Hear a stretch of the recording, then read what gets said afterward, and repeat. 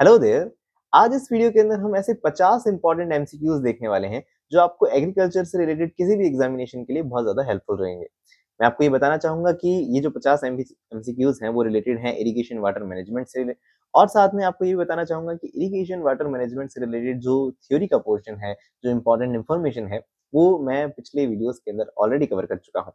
इन videos के अंदर हमने वाटर रिसोर्सेज, वाटर रिक्वायरमेंट जो भी है क्रॉप्स की, साथ में इरिगेशन एफिशिएंसी, इरिगेशन के अलग अलग टाइप्स क्या हैं, वाटर यूज एफिशिएंसी क्या है, इरिगेशन शेड्यूलिंग क्या है, इंपॉर्टेंट न्यूमेरिकल क्वेश्चंस जो ड्यूटी, डेल्टा और बेस पीरियड पे पूछे जाते हैं वो, और भी जो न्यूमेरिकल क्वेश्चंस रिलेटेड होते हैं इरिगेशन एप्लीकेशन से, इन सभी चीजों को हमने कवर किया है। साथ में हमने ड्रेनेज के बारे में पिछले वीडियो में बात की है। तो अगर थ्योरी से रिलेटेड पोर्शन अगर आप कवर करना चाहें तो पिछले वीडियोस आप जरूर देखें, उनके लिंक ऊपर आई बटन के साथ नीचे डिस्क्रिप्शन बॉक्स में अवेलेबल होंगे। और साथ में अब आज का ये जो वीडियो है इसके अंदर हम ऐसे 50 इंपॉर्टेंट एमसीक्यूज कवर करेंगे। इस वीडियो का जो नेक्स्ट वीडियो होगा उसमें स्पेसिफिकली सिर्फ और सिर्फ हम प्रीवियस ईयर्स क्वेश्चंस को कवर करेंगे। ईएफओ एग्जामिनेशंस के हो, चाहे वो क्वेश्चंस या फिर वो रिलेटेड हो आईसीएआर के, एसआरएफ, जेआरएफ, इस तरह के एग्जामिनेशन में जो क्वेश्चन पूछे जा चुके हैं उन्हें भी हम नेक्स्ट वीडियो में कवर करेंगे। तो hello everyone, welcome to the channel agricultural studies. मेरा नाम है दिवाकर खत्री और चलिए शुरू करते हैं इस वीडियो को।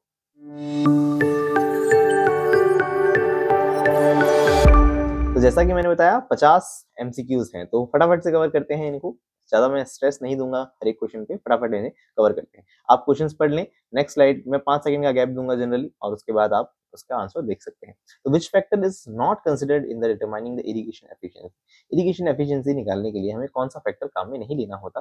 क्या रेनफॉल पैटर्न्स हमें देखने होते हैं, सॉइल मॉइस्चर लेवल्स देखने होते हैं, क्रॉप ग्रोथ स्टेजेस देखनी होती हैं, या सॉइल मॉइस्चर या हम कहें सॉइल टेम्परेचर देखना होता है? इन चार में से ऐसा कौन सा ऑप्शन है जिसके ऊपर ध्यान नहीं दिया जाना चाहिए इरिगेशन की फ्रीक्वेंसी डिसाइड करने से पहले? तो आंसर अगर मैं आपको रिवील करूं तो आंसर होगा सॉइल टेम्परेचर। ओके, इन तीनों की जरूरत तो हमें ऑफकोर्स पड़ेगी, लेकिन सॉइल टेम्परेचर का रिलेशन नहीं है इरिगेशन फ्रीक्वेंसी से। नेक्स्ट है असर्शन रीजन का क्वेश्चन है कि furrow irrigation is suitable for the crops planted in rows. और इसका रीजन बताया गया है कि furrow irrigation allows for efficient water distribution along crop rows. इसका आंसर आप गैस करें, मैं 5 सेकंड गैप दूं अगर। 5 4 3 2 1। अगर इसका मैं आंसर रिवील करूं तो आंसर है फर्स्ट, बिल्कुल, कि furrow irrigation is suitable for the crops planted in row because furrow irrigation allows for efficient water use efficiency along crop rows. Row के अंदर अगर हम क्रॉप्स लगा रहे हैं तो फर्रो इरिगेशन हम काम में ले सकते हैं, क्योंकि उससे वाटर यूज एफिशिएंसी इंप्रूव होती है। नेक्स्ट हम देखते हैं which among below is correct formula for water requirement. Water requirement का सबसे बेटर फॉर्मूला कौन सा नीचे दिया गया है? IR plus soil moisture stored in the soil profile. अगर पिछले वीडियोस में आपने वाटर रिक्वायरमेंट अच्छे से समझा है, पढ़ा है, तो आप इसका आंसर कर सकते हैं। अपना आंसर दिमाग में रखें। मैं 5 सेकंड गैप दे रहा हूँ। 5 4 3 2 1। So the answer is first. Water requirement is irrigation requirement plus effective rainfall plus soil moisture stored in the soil profile. बहुत ही ज्यादा इंपॉर्टेंट है, इसे आप जरूर याद रखें। नेक्स्ट है most suitable for the hilly terrain. ऐसा इरिगेशन मेथड जो हिली टेरेन के लिए बेस्ट है। 5 4 3 2 1। आंसर बताऊं? Answer is sprinkler irrigation. क्या है? स्प्रिंकलर इरिगेशन, जो हम देखते हैं अंडुलेटेड। मैंने आपको पिछले वीडियोस में भी कहा था, अंडुलेटेड अगर जगह है, या कहें हम टेरेन जो है सीधा सपाट नहीं है, ऐसे कंडीशंस पे इरिगेशन, स्प्रिंकलर इरिगेशन काम में लिया जा सकता है। नेक्स्ट है कैलकुलेट करके बताना है आपको सॉइल मॉइस्चर को। तो वेट सॉइल का वेट दिया गया है, ओवर एंड ड्राई सॉइल का भी वेट दिया गया है, और फटाफट से आप जनरली अगर आपको फॉर्मूला याद है तो फटाफट कैलकुलेट कर सकते हैं। फॉर्मूला मैं बोल देता हूँ, W1 minus W2 upon W2 into 100। अपने कॉपी में लिख लीजिए। W1 जो है वो वेट सॉइल का वेट है, माइनस W2 ड्राई सॉइल का वेट है, अपॉन में W2 वन ड्राई वेट का सॉइल इंटू में ड्राई सॉइल का वेट इंटू में 100। ओके, अगर आप आंसर करेंगे तो बहुत इजीली दिमाग में ही कर सकते हैं वैसे तो। 120 माइनस 100, 20 अपॉन 100 इंटू 100, तो आंसर आ जाएगा 20%। राइट, बहुत इजी क्वेश्चन है, लेकिन एग्जाम में फ्रीक्वेंटली पूछे जाते हैं। नेक्स्ट है calculate amount of water in 20 centimetre on area of 2 hectare. 2 hectare area दिया गया है, हमें पानी उठाना है 20 सेंटीमीटर का, तो वॉल्यूम बताना है क्या होगा। तो volume is equals to area into height. Area हमें दिया है 2 हेक्टेयर, 2 हेक्टेयर यानी 20,000 मीटर स्क्वायर, इंटू में हाइट कितनी दी है 0.2 मीटर। राइट, इसे दोनों को मीटर में रखेंगे तो आंसर आप इजीली कर सकते हैं। 2 इंटू 2 4 आ जाएगा। तो 4 से रिलेटेड आंसर एक ही दिया गया है, तो ऑफकोर्स क्या होगा, 40 लाख लीटर आंसर होगा। नेक्स्ट है 1 cusec is equal to. Notes के अंदर बार बार जोर देके मैंने आपको कहा था, अच्छे से याद रखिएगा कि 1 क्यूसेक कितने के बराबर होता है। तो 1 क्यूसेक इज इक्वल टू, याद रखना होता है 28.32 लीटर पर सेकेंड। बहुत ही इंपॉर्टेंट है।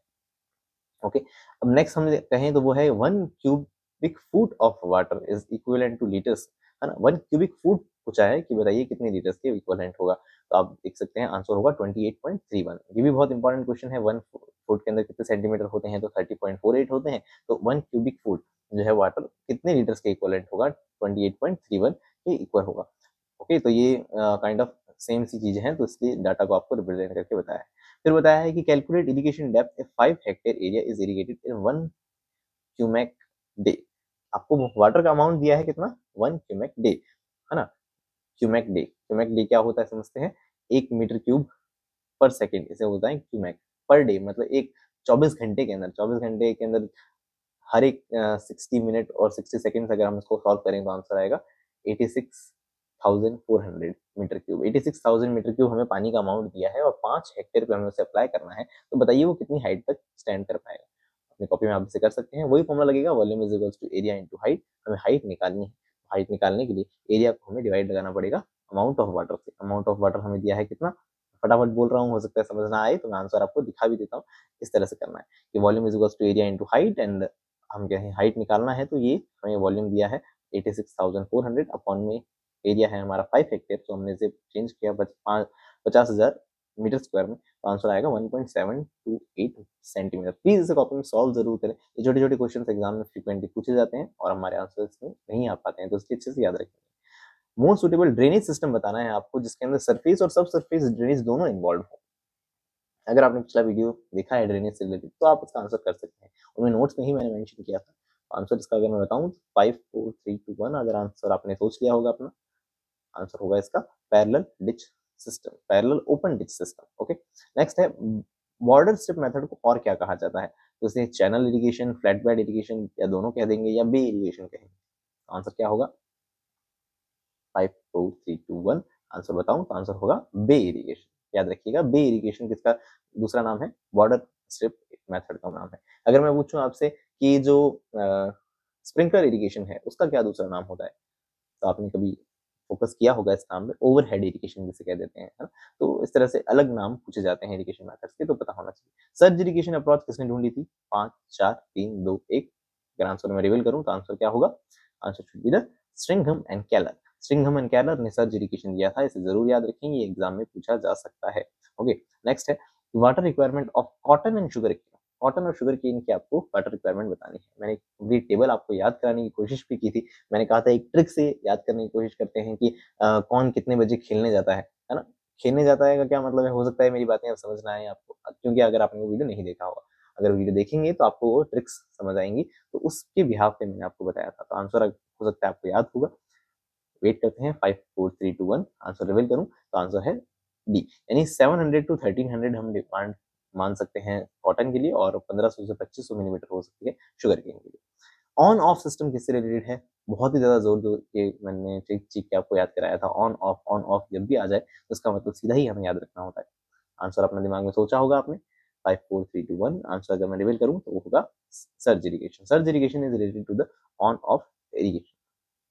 नेक्स्ट है ऑटोमेटेड मेथड कौन सा होता है। देखिए दो क्वेश्चन है, ऑन ऑफ सिस्टम और ऑटोमेटेड, है ना। ऑटोमेटेड मेथड टर्म किसके लिए यूज की जाएगी, तो अब आंसर कैवलगेशन होगा, right. Answer should be the C. Okay, मैंने वेट नहीं किया, आई होप आपने आंसर समझ लिया होगा। नेक्स्ट है micro sprinkler irrigation gives through the distance of, micro sprinkler irrigation कितने डिस्टेंस पे दी जाती है। आंसर करते हैं 5 4 3 2 1। अगर आंसर रिवील करूं तो आंसर होगा सी, यानी 1 to 4 मीटर की डिस्टेंस रहती है, इसे आप याद रखेंगे। नेक्स्ट है और भी अगर डिस्टेंस हमें याद करनी होगी तो वो क्या है, तो microjet irrigation gives through distance of 10 metre. Microjet के लिए 10 मीटर की डिस्टेंस है। The water discharge rate of microjet irrigation वो होती है 5 to 160 litres per hour. Microjet irrigation water leaves the jet at the pressure of 1 bar। The water discharge rate of micro sprinkler irrigation is 28 to 2 to 3 litre per hour, और the water discharge rate of blubber irrigation जो है उसके लिए 2 to 5 litre per hectare है। ये कुछ data अगर आप ध्यान रखना चाहें तो याद रख सकते हैं। इसमें से मुझे लगता है ये ब्लबर वाला ठीक ठाक हो सकता है एग्जाम में आ जाए, बाकी ज्यादा इतना इंपॉर्टेंट नहीं है। The quantity of fresh water, बहुत ही ज्यादा इंपॉर्टेंट क्वेश्चन है कि फ्रेश वाटर वर्ल्ड में या हम कहें अर्थ पे कितना अवेलेबल है। ये फ्रीक्वेंटली बहुत ज्यादा क्वेश्चन पूछे जाने वाला क्वेश्चन में से एक है। आंसर आप जानते होंगे, 5 4 3 2 1। अगर आंसर रिवील करूं तो क्या होगा, answer should be the second one, यानी 2.60%। ओके, नेक्स्ट अगर हम देखें the total amount of irrigation percentage in India accounts for, बहुत ही ज्यादा इंपॉर्टेंट है, हर इंसान जानता है, और ये अगर बेसिक क्वेश्चंस में पूछा जाए तो ये एकदम बेसिक क्वेश्चन यही होगा, लेकिन इससे भी एडवांस क्वेश्चन एग्जाम में पूछे जाते हैं। आंसर अब अगर हम देखें तो क्या होना चाहिए, 5 4 3 2 1, आंसर सोच क्या होगा, फॉर श्योर आपको पता है आंसर है इसका फर्स्ट। अब इससे रिलेटेड एडवांस क्वेश्चंस कैसे पूछे जा सकते हैं, अभी रिसेंटली इवन मैं कहूंगा आपको बहुत रिसेंटली जो एग्जाम हुए हैं आईसीआर की तरफ से, उसमें भी इससे रिलेटेड क्वेश्चन आए हैं।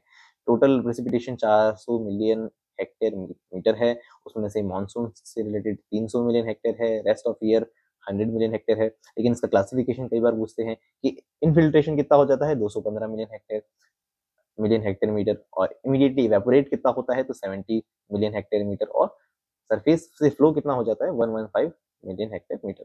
अब काम की बात ये भी है कि सॉइल मॉइस्चर के फॉर्म में कितना है 165 है, ग्राउंड वाटर में कितना है 50 है, और इससे रिलेटेड इस तरह से भी क्वेश्चन पूछे जाते हैं कि इतना है, ओवरऑल पोटेंशियल से रिलेटेड भी है। अगर आप ऐसा रेडी नाम की जो बुक है उसको अब अगर स्टडी करें अच्छे से तो वहां आपको ये डाटा जो है वो और भी अच्छे से गहराइयों में दिखाए गए हैं। मैं इस वीडियो का जो नेक्स्ट वीडियो कवर करूंगा प्रीवियस ईयर क्वेश्चन से रिलेटेड स्पेसिफिकली, तो उसमें मैं आपको ये इन्फॉर्मेशन डिलीवर कर दूंगा। अभी के लिए बेसिक्स ये जब बातें, ये सारे डाटा आप जरूर याद कर लेंगे, फॉर श्योर ये भी इंपॉर्टेंट है, और नेक्स्ट आने वाले वीडियो में और भी डाटा मैं आपके सामने प्रेजेंट कर दूंगा तो वो भी बहुत इंपॉर्टेंट होंगे।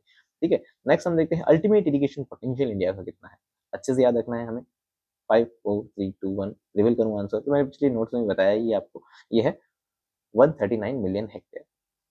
नेक्स्ट है there is a dash relation या पॉजिटिव या negative relationship between the rise, rise मतलब कितना पानी उठेगा कैपिलरीज के अंदर, और साइज ऑफ पोर्स के बीच। ओके, तो आंसर क्या होना चाहिए, 5 4 3 2 1, आंसर अगर रिवील करूं तो answer should be the first, positive relation बताया है यहाँ। जैसे वैसे मैंने यहाँ पे रिलेशन क्रिएट किया है कि अगर हम देखें R radius of capillary tube का और उसका रिलेशन अगर हम देखें कि कैपिलरी ट्यूब की रेडियस जितनी ज्यादा होगी हाइट उतनी ही कम होगी, कैपिलरी ट्यूब जितनी पतली होगी हम देखेंगे हाइट उतनी हम कह सकते हैं ज्यादा होगी, तो इनके बीच में तो एक इनवर्स रिलेशन है। लेकिन यहाँ पूछा गया है कि there is a dash relationship between the height of rise and size of pores through which the water rises, तो आई थिंक यहाँ आंसर इनवर्स ही होना चाहिए, पॉजिटिव नहीं होना चाहिए, क्योंकि पॉजिटिव रिलेशन का तो मुझे नहीं लगता कि कोई रिलेशन है यहाँ। ये आंसर इसका होना चाहिए इनवर्स रिलेशनशिप, बट स्टिल अगर आपको लगता है कि इसका आंसर कुछ और होना चाहिए तो मुझे कमेंट सेक्शन में बताएं। मेरे ख्याल से आंसर इसका इनवर्स रिलेशन होना चाहिए, क्योंकि यहाँ हाइट और रेडियस जो है वो एक दूसरे के इनवर्सली प्रोपोर्शनल है, बाकी सब चीजें तो कांस्टेंट है, टेंशन है इसका, थीटा जो है एंगल ऑफ कांटेक्ट एंगल वो भी कांस्टेंट है, ग्रेविटेशनल एक्सीलरेशन, चाहे हम कहें डेंसिटी ऑफ लिक्विड, ये सभी कांस्टेंट्स हैं, तो ये एच और आर एक इनवर्स रिलेशन में होते हैं, तो इसलिए मुझे लगता है आंसर इसका इनवर्स रिलेशन होना चाहिए। नेक्स्ट अगर हम देखें तो वो क्या है, soil water in the terms of reducing availability, सबसे ज्यादा पानी कौन सी स्टेट में अवेलेबल होता है ये आपको पता होना चाहिए, और इसके बिहाफ पे अपना आंसर जज करें। मैं 5 सेकंड रुकता हूँ, 5 4 3 2 1, आंसर आंसर इज बी, मतलब फील्ड कैपेसिटी पे पानी सबसे ज्यादा अवेलेबल है, उससे कम पानी अवेलेबल होता है परमानेंट बिल्डिंग पॉइंट पे, उससे कम होता है हाइड्रोलिक हाइग्रोस्कोपिक वाटर पे, उससे भी कम अवेलेबल होता है अल्टीमेट बिल्डिंग पॉइंट पे। इससे रिलेटेड इलस्ट्रेशन भी यहाँ रिप्रेजेंट किया गया है, इंक्रीजिंग वाटर कंटेंट यहाँ दिखाया गया है। तो सबसे ज्यादा पानी कहाँ है, सैचुरेशन वाले स्टेट पे, उससे कम पानी फील्ड कैपेसिटी, उससे भी कम परमानेंट बिल्डिंग पॉइंट, उससे भी हम कम कहें तो वो होगा हाइग्रोस्कोपिक कोफिशिएंट, और उससे भी कम होगा ओवन ड्राई स्टेट के अंदर। तो ये पानी का घटता हुआ एक सीक्वेंस है जो फॉर श्योर एग्जाम में पूछा जाता है। सॉइल वाटर कांस्टेंट, इनके ऊपर भी एक सेपरेट वीडियोस में ऑलरेडी कवर कर चुका हूं, अगर आप देखना चाहें तो उनके लिंक भी ऊपर आई बटन के साथ नीचे डिस्क्रिप्शन बॉक्स में अवेलेबल होंगे, आप चाहें तो उन्हें देख सकते हैं। काम की बात ये भी है कि सिर्फ और सिर्फ हमसे ये सीक्वेंस ही नहीं बल्कि पीएफ वैल्यूज भी बहुत ज्यादा फ्रिक्वेंटली पूछी जाती हैं। पीएफ वैल्यू क्या होती है, क्या इसका कॉन्सेप्ट है, ये सभी चीजें मैं आशा करता हूँ कि आप जानते हैं, नहीं जानते हैं तो प्लीज पिछले वीडियो जरूर देखें, अच्छे से सारे कॉन्सेप्ट को समझें, फिर आपके लिए इस तरह के एमसीक्यूज वीडियोस बहुत ही ज्यादा इंपॉर्टेंट हो जाएंगे, है ना। तो ईपीएफ वैल्यूज रट लेंगे, अच्छे से रट लेंगे कि फील्ड कैपेसिटी पे 2.5 है, परमानेंट मेल्टिंग पॉइंट पे 4.18 है, और हाइग्रोस्कोपिक कोफिशिएंट पे 4.5 है, एयर ड्राइड सॉइल के अंदर 6 है, और ओवन ड्राई सॉइल के अंदर 7 है। कहने का मतलब जितनी ज्यादा सूखी होगी सॉइल उतनी ज्यादा होगी PF values. Okay, dry consistency पे 4.5 है, वेट कंसिस्टेंसी पे है, तो ये सारी चीजें आपको बहुत अच्छे से याद रखनी है, फॉर श्योर एग्जाम में पूछी जाती है। ओके, नेक्स्ट अगर हम देखें क्वेश्चन वो है the potential is express in the terms of, ये पिछले कई बार क्वेश्चंस आई थिंक 2 बार तो मैंने देखा है, फिजिकल साइंस का जो पेपर है आईसीआर का उसमें पूछा जा चुका है। 2 बार पूछा जा सकता है, लगातार पूछा गया है, 2023 में भी, 2024 में भी पूछा गया है, इवन 2022 में भी शायद आया था, तो बट 2 बार तो मैं श्योर हूँ आया ही है क्वेश्चन। तो अच्छे से याद रखेंगे पोटेंशियल को हम क्या एनर्जी पर मास यूनिट की फॉर्म में रिप्रेजेंट करेंगे या किस फॉर्म में करेंगे। तो अगर आंसर रिवील करूं तो आंसर होगा ऑल, यानी इसे energy unit, energy per unit mass भी, एनर्जी पर यूनिट वेट भी और एनर्जी पर यूनिट वॉल्यूम के फॉर्म में भी रिप्रेजेंट किया जा सकता है। फटाफट देखिए, the nylon blocks are sensitive, वो नाइलन ब्लॉक्स कितने हम देखते हैं टेंशन पर नापते हैं। तो आंसर होगा, रिवील करूं आंसर, 5 4 3 2 1, आंसर आर फर्स्ट, यानी -2 बार, इवन लेस देन -2 बार भी रिप्रेजेंट किया जाता है यहाँ पे। तो लेकिन 2 बार दिमाग में रखना है कि 2 बार से कम पोटेंशियल या हम कह सकते हैं टेंशन पर नायलॉन बॉक्स जो है वो वर्क करते हैं। और हम कहेंगे एट, हाँ यहाँ लेस देन ही तो मेंशन है बिल्कुल, तो less than 2 bar. Okay, next हम कहें तो at water potential of dash water can move only in the vapour phase. Vapour phase के अंदर कौन सा वाटर होता है ना। वेपर फेज के अंदर मैंने आपको अभी जो अवेलेबल वाटर दिखाए थे, आई होप आपने वो याद किए होंगे। देखिए यहाँ ये जो अनअवेलेबल वाटर रहता है, अनअवेलेबल वाटर का भी एक ऐसा हिस्सा होता है जो कि वेपराइज्ड फॉर्म में होता है ना। हाइग्रोस्कोपिक वाटर के बाद वाला फॉर्म जो है, तो उस कंडीशन में इसे वेपराइज्ड फॉर्म में कंसिडर किया जाता है। तो यहाँ इसका आंसर क्या होना चाहिए, अगर मैं इसका आंसर रिवील करूँ तो वो होगा -30 बार। -30 बार से भी हम देखते हैं जो ज्यादा वाटर पोटेंशियल का वाटर है वो अवेलेबल नहीं होता है और वो वेपराइज्ड फॉर्म में होता है, तो इसका आंसर होगा बी। ओके, नेक्स्ट अगर हम देखें तो वो है field capacity is 18%, permanent building 0.6%, 50% available moisture, soil moisture कितना होगा। ओके, मैंने आपको वही बार बताया है कि field capacity minus permanent wilting point के बीच का जो डिफरेंस है, फील्ड कैपेसिटी पे जो पानी है, परमानेंट बिल्टिंग पॉइंट पे जो पानी है, उनका डिफरेंस ही क्या होता है, अवेलेबल वाटर होता है। तो इसका मतलब ये हुआ कि दोनों का डिफरेंस कितना हुआ, 18 माइनस 6, 12। उस 12 का भी 50% ही पूछ रहा है, ये तो कितना होना चाहिए, I think answer should be the B, यानी 6%। ओके, नेक्स्ट है drainage lowers the ground water ground water table so as to facilitate increased. क्या बढ़ जाएगा ड्रेनेज से, क्या चीज बढ़ जानी चाहिए, वाटर होल्डिंग कैपेसिटी बढ़ जाएगी, रूट जोन डेप्थ बढ़ जाएगी, माइक्रोबियल एक्टिविटी बढ़ेगी या पोरोसिटी। आंसर आप सोचें, 5 4 3 2 1, answer should be the B, यानी रूट जोन डेप्थ जो है वो इंप्रूव होगी। नेक्स्ट है 1 एकड़ इंच जो है वो कितने लीटर के बराबर होगा। 1 एकड़ इंच, 1 एकड़ में कितनी वैल्यूज होती हैं, आप आंसर अपना कैलकुलेट करें, मैं सीधा आंसर रिवील कर रहा हूँ। 5 4 3 2 1, आंसर रिवील करूँ, answer should B this one. कैसे, 1 एकड़ बराबर होता है 4046.83 मीटर क्यूब के। मीटर क्यूब के नहीं, मेरे ख्याल से ये मीटर होना चाहिए सर। हाँ, तो 1 एकड़ के अंदर इतने मीटर स्क्वायर होंगे। ओके, 1 एकड़ के अंदर इतने मीटर स्क्वायर होंगे, 1 इंच के अंदर इतने मीटर होते हैं। तो अब वॉल्यूम निकालना हो तो एरिया इंटू हाइट हमें करना होगा, और अप्रोक्सीमेटली के रूप में आंसर यहाँ जो है वो कितना दिया है, 1,28,000। ओके, तो इस तरह से आप इस क्वेश्चन को जरूर सॉल्व करें, और इससे रिलेटेड कई बार एग्जामिनेशन में पूछे जा चुके हैं क्वेश्चन की एरिया इंटू हाइट करते हुए, कई बार एग्जाम में क्वेश्चन पूछे जा चुके हैं। नेक्स्ट है permanent building point approximately PF value कितना रखता है। अभी मैंने आपको चार्ट रिप्रेजेंट किया है, तो आप अच्छे से याद कर सकते हैं। तो आंसर कितना होना चाहिए, 4.2 होना चाहिए। नेक्स्ट वापस अगर रिप्रेजेंट कर देता हूँ इसी चार्ट को, ताकि वापस आने वाले वक्त में आपको याद करना हो, यहाँ से आप याद कर सकते हैं। क्रॉप कोफिशिएंट का वैल्यू कितनी होती है, उसका फॉर्मूला क्या होता है, मैंने पिछले वीडियोस में कई बार आपको बताया है। तो 5 4 3 2 1, आंसर अगर रिवील करूं तो आंसर शुड बी द सी, यानी evapotranspiration of the crop upon में पोटेंशियल इवेपोट्रांसपिरेशन, इन दोनों का रेशियो ही वास्तव में क्या होता है, क्रॉप कोफिशिएंट होता है। इंपॉर्टेंट है। नेक्स्ट है most of the water needed to meet its evapotranspiration requirement is known as. ऐसा soil depth from which the crop is extracted most of the water. Crop mostly अपना पानी कहाँ से extract करती है, तो उसे हम क्या कहते हैं, क्या उसे राइजोस्फीयर कहेंगे, या सॉइल मॉइस्चर डेप्थ कहेंगे, या इफेक्टिव रूट जोन डेप्थ कहेंगे। Answer should be the first one. और इसके रिप्रेजेंट भी करूं मैं आपको, यहाँ 4 क्वार्टर होते हैं, मैंने आपको पिछले वीडियोस में समझाया है अच्छे से कि सबसे ज्यादा पानी ऊपर वाले क्वार्टर से रिलीज एक्सट्रैक्ट होता है, उसके बाद 30%, उसके बाद 20%, उसके बाद 10%। ओके, तो नेक्स्ट आपसे पूछा है कि वाटर बैलेंस की एक पर्टिकुलर इक्वेशन हमें बतानी है। तो वाटर बैलेंस की क्या इक्वेशन होती है, evapotranspiration is equals to weight change plus water added minus percolation. तो क्या इसकी इक्वेशन होती है वो हमें बतानी है। तो वाटर बैलेंस की इक्वेशन का आंसर क्या होने वाला है, आंसर होगा फर्स्ट, है ना। तो इसे यहीं इस क्वेश्चन से ही याद कर लेना बहुत जरूरी है। नेक्स्ट है flow of water in channel using the V notch is computed by the formula. V notch के लिए इसके ऊपर मैंने एक पर्टिकुलर क्वेश्चन मेरे ख्याल से वीडियो कवर नहीं किया है, जिसके अंदर फ्लो ऑफ वाटर को निकालने के लिए अलग अलग जो इंस्ट्रूमेंट्स काम में लेते हैं वो मैंने कवर नहीं किया है, बट कोशिश करूंगा आने वाले वक्त में उसके ऊपर भी एक वीडियो आए। तो वहां से हमें ये फॉर्मूला याद रखना होता है। आंसर होता है फर्स्ट, वी नॉच के लिए होता है Q is equal to 0.0138 H to the power 25। ये जरूर याद रखें, एग्जाम में आ सकता है। नेक्स्ट है डिजाइन इंटरवल कैसे कहते हैं। डिजाइन इंटरवल मैंने पिछले नोट्स में आपको बताया है, आई होप आपको ये आंसर पता होगा। 5 4 3 2 1 आंसर अगर मैं रिवील करूं तो इसका आंसर होगा net depth of irrigation, net depth of application of water upon में peak period use rate. Peak period use में जैसे रिप्रोडक्टिव फेजेस के अंदर मैंने आपको बताया है कि पानी सबसे ज्यादा इस्तेमाल किया जाता है तो वो पीक पीरियड यूज होता है, तो उस कंडीशन से रिलेटेड होता है डिजाइन इंटरवल। नेक्स्ट है number of days that can be allowed to applying one irrigation to a given design area during the peak period consumptive use of crop is called। जैसे हम क्या कह सकते हैं, वही बात है वापस, जैसे हम दूसरा नाम पूछ लिया उसका तो उसका दूसरा नाम क्या होना चाहिए, इरिगेशन पीरियड होना चाहिए। नेक्स्ट है फर्स्ट वाटरिंग टू क्रॉप, पहली बार क्रॉप को जो पानी देते हैं उसे क्या कहा जाता है। बहुत ही ज्यादा फ्रीक्वेंटली क्वेश्चन पूछा जाता है एग्जामिनेशन में, आपको पता होगा, बहुत सारे कॉम्पिटेटिव एग्जाम में पूछा जाता है। आंसर आपने गैस कर लिया होगा। आंसर अगर मैं रिप्रेजेंट करूँ तो वो है कोर डेप्थ। कोर और पाल्को, पाल्को भी पूछा जाता है, वो भी मैं आपको रिप्रेजेंट करूंगा। चलो next, most sensitive to boron, boron के लिए सबसे ज्यादा सेंसिटिव कौन सा है, गैस करें आप। 5 4 3 2 1 आंसर रिवील करूं तो आंसर होगा एप्पल। एप्पल सबसे ज्यादा सेंसिटिव है बोरॉन पे। ये भी याद रखें कि मोस्ट टॉलरेंट कौन है बोरॉन के लिए, तो बरसीम है, और सेमी टॉलरेंट कौन है, तो पोटैटो है।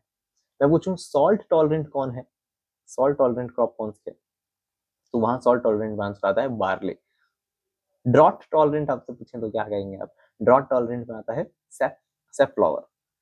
तो कई इस तरह के टॉलरेंट क्रॉप्स बहुत ज्यादा फ्रीक्वेंटली पूछी जाती है एग्जाम में, तो याद रखिएगा इन्हें।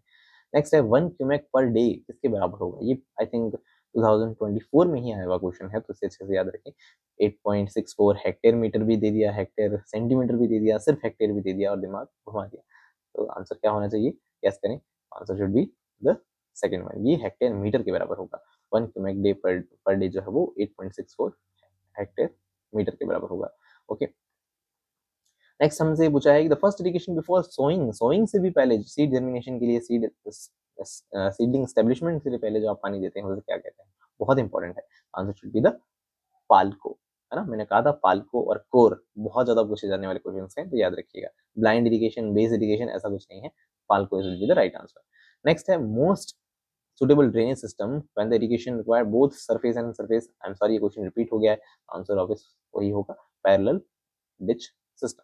Next broader strip, oh again ये भी क्वेश्चन रिलेट होगी, आई एम सॉरी, तो ये क्वेश्चन भी अगर इसका आंसर क्या होना चाहिए, बे इरिगेशन, आप जानते हैं। कैबिलिगेशन वाज अप्रोच गिवन बाय, हाँ कैबिलिगेशन किसने दिया था, तो क्या आंसर स्ट्रिंगम एंड केलर होगा, नहीं, वो तो सर्ज इरिगेशन के साइंटिस्ट हैं, सर्ज इरिगेशन स्ट्रिंगम एंड केलर ने दिया था, तो फिर कैबिलिगेशन किसने दिया था, यूएसए, तो यहाँ यूएसडीए का आएगा, तो soil water management research unit of USDA, तो answer should be the second one. Tensiometer क्या रीड करता है, क्या ये सॉइल मॉइस्चर कंटेंट बताता है, या सॉइल टेम्परेचर बताता है, या सॉइल मॉइस्चर टेंशन बताता है, तो आंसर इन दोनों में से एक होना चाहिए, ए या सी।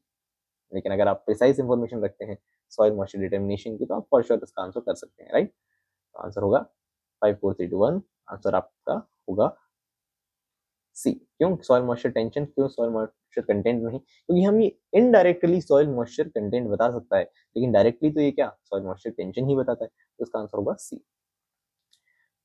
Availability of urea, solubility of urea, sorry urea की सॉल्युबिलिटी से रिलेटेड आंसर क्या होना चाहिए, आंसर होगा, सीधा ही आंसर रिवील कर रहा हूँ, 5 4 3 2 1 answer should be the second one.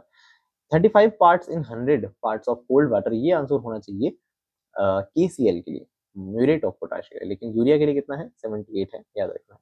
Next है water requirement of groundnut, groundnut की वाटर रिक्वायरमेंट क्या है, देखिए वाटर रिक्वायरमेंट पे कई बार कई एग्जामिनेशन में किसी भी क्रॉप पे क्वेश्चन आ सकता है, तो प्लीज वो चार्ट जो होता है वो अच्छे से याद कर लीजिएगा।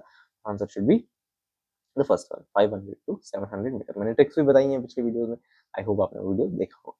नेक्स्ट है IW/CP ratio approach is also known as, IW/CP approach को क्या कहते हैं, 5 4 3 2 1 आंसर रिवील करूं तो होना चाहिए सी, सॉइल मॉइस्चर इंडेक्स कहते हैं, याद रखिएगा। सॉइल मॉइस्चर इंडेक्स किसे कहा जाता है, IW/CP रेशियो को कहा जाता है।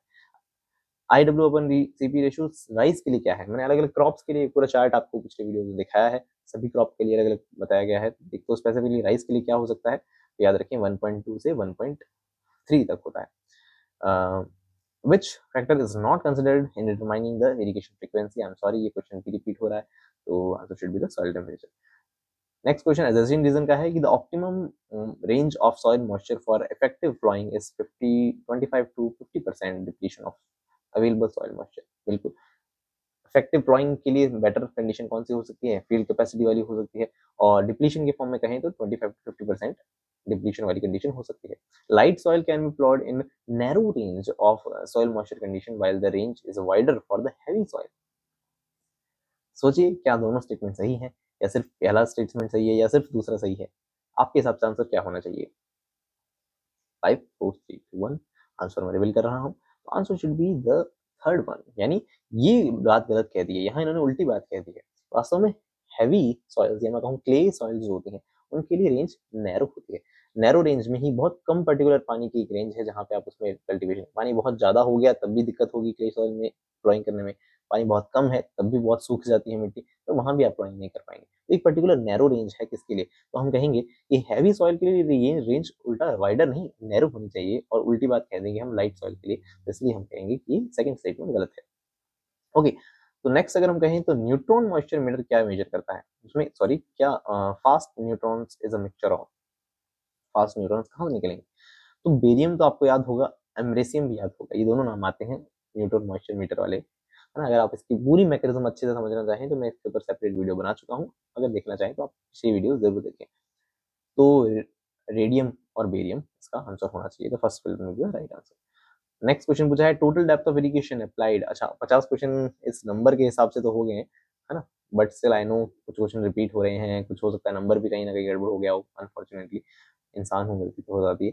चलो खैर, बट स्टिल और कुछ एक्स्ट्रा क्वेश्चन रख दिए हैं इसलिए मैंने, कि total depth of irrigation applied for a wheat crop of 90 day base period is 70 centimetre.